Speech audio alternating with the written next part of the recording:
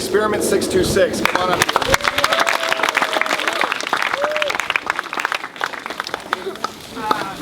Hello, my name is Experiment 626. I'm sure you've probably seen me a couple times around the past couple days. I'm gonna give you a little disclaimer about myself that's like kind of ironic. I don't like being the center of attention, and it doesn't really work with what I do here at camp. So sorry if I'm just like a little bit awkward. Yeah, alright. So I'm one of those kinds of people that generally won't like pour out my life story to you just randomly. So when I had this opportunity, I thought it might be kind of a good place for me to just feel free to share with you guys. So everyone's testimony is going to be slightly different that you hear, and they're all very relatable, and I totally agree with that. However, each of our lives are so long that as I was thinking and praying about what I was going to share with you guys today, I decided to focus on an event that actually happened a couple months ago. So I'm just going to start out with a question that I've been wrestling with for probably the past 10 years or so, and that is, why am I here? What is my purpose and what am I doing here? And I think as you start to grow older and kind of think about what you want to do in life and what you want to achieve, the question starts to become more relevant and honestly kind of terrifying. As you're going through life, you're like, am I doing this? Is this honoring God? Is this for my own pleasure? Like, why am I doing the things I do? So I've grown up in the city of Davis, California. It's near Sacramento. It's a small farm town. I have an older brother who's high-functioning autistic and a younger sister who's in 9th grade. I have two wonderful parents and have grown up in a Christian household. And so my entire life I've been presented with this idea of Jesus and just grace and mercy and love, and it's been amazing. It's been a great opportunity, but at the same time within that, I've had to try and discover, what is my faith? What do I consider to be my own? And so this question has really challenged me in a lot of ways of what is my purpose.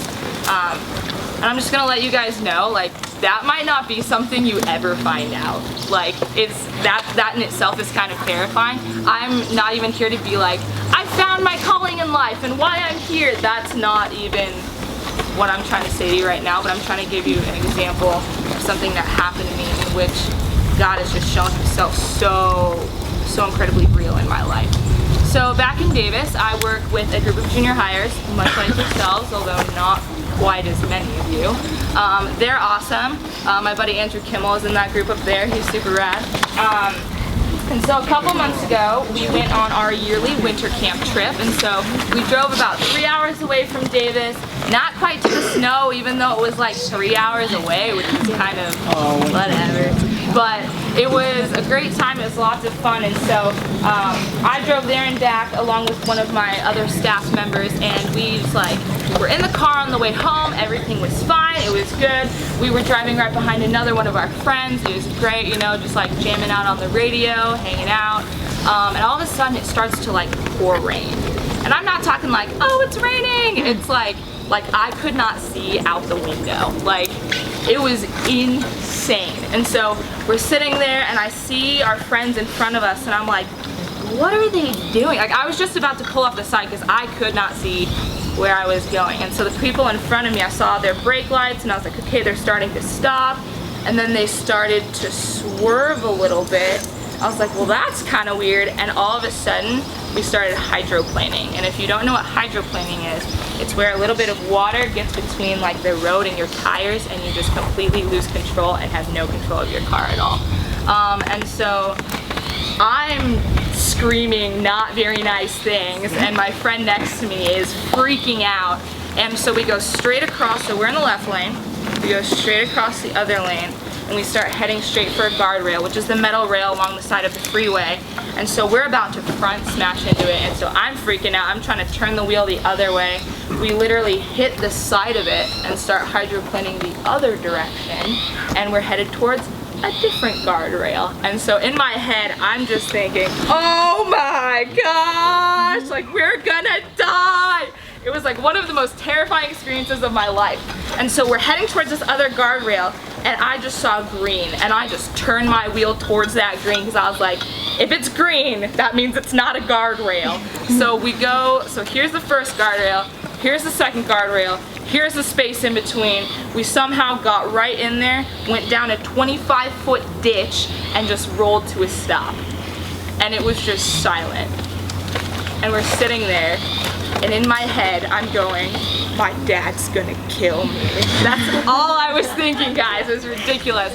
And so I get out of the car, and I'm like, oh my gosh, what is going on? And I look to the side of my car, and I'm like, is the car damaged? This is so terrible. And I kid you not, all that was wrong with my car, and you can look at it if you're ever up at the lodge, a small pinstripe the size of like a pin all the way down the side of the car from where we had gotten so close to hitting the guardrail that we had scraped the bolt attached to the guardrail. That is how close we came. So anyways, long story short, we're calling all these people, we're doing all these things, and I'm like sitting there just like, what just happened? Like, as I'm telling you this, I'm remembering it, and like, I'm getting a little bit shaky, so I apologize.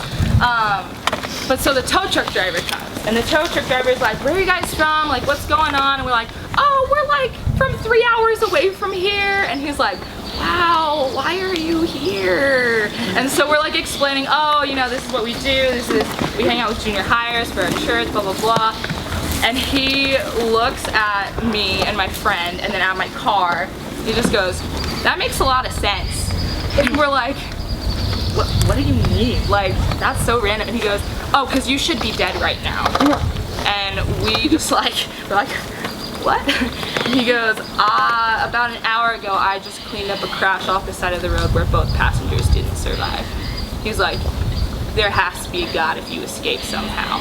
And so we're sitting there like, woo, okay, all right, Jesus is real, this is great. And I tell you that like kind of funny, a little like terrifying. But what I want you guys to take away from that is that my life is not my own. And in that moment, I could very well have died. Like, I could not. I might not have been here today if it weren't for God. And I look back at that weekend and at how cool it was. Not only just because, like, I mean, I'm going to be straight honest. You guys are way cooler than I am or any of our staff. Like, straight up. You guys are awesome. But looking, what I hope to have a career someday is in worship ministry, and just being able to really center time for others to be able to just worship Christ and see God in a new way, which is what I'm hoping is happening here at camp. But at this event that we had with our youth group, there was a very, very real, tangible atmosphere of God's presence there. And when I look at that, and then I look at the situation that happened right after that, and I think to myself, like, if I had passed away, like, what legacy would I have left? What kind of things would people say about me or think of me?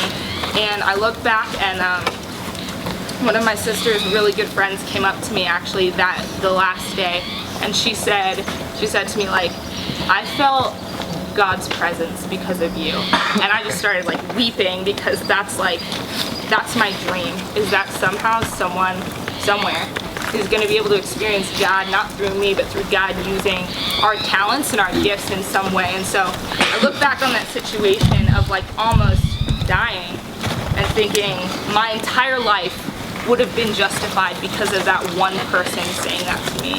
Even if they hadn't said that to me, my entire life would have been justified because I did something that wasn't for myself. So guys, I want you to think about this question as you continue throughout your life and through your years of like, why am I here? But not in the terms of like, why am I here? Am I doing the right thing? Am I doing blah, blah, blah, blah, blah? But in terms of, am I living a life for Christ, doing what He instructed? And if I am, then that's good enough. Just something to think about. Thanks for letting me share for a little bit.